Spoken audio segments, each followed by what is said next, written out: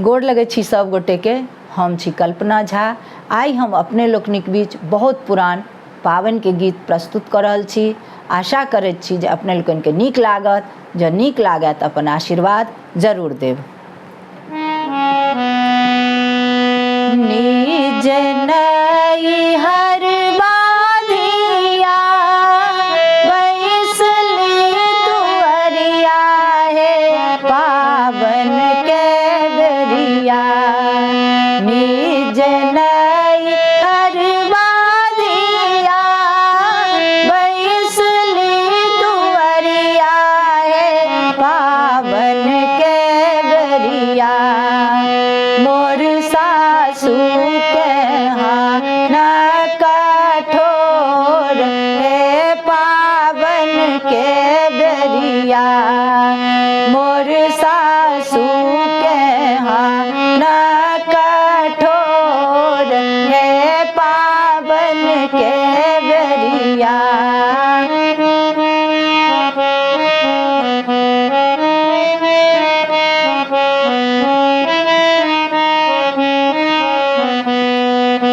सब सखी पहिरथी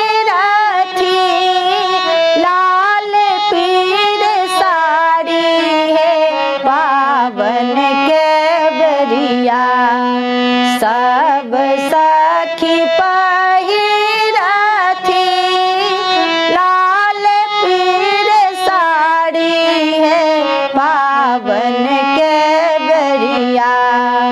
मोर सासू किछु ने पठल हे पावन के बेरिया।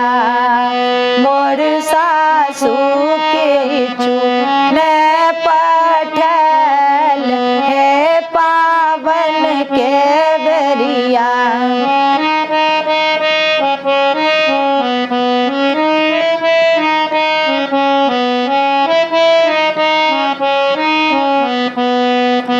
सब सखी पहिरथी तीस फूल लहठी हे पावन के बेरिया। सब सखी पहिरथी तीस फूल लहठी हे पावन के बेरिया। मोर सासू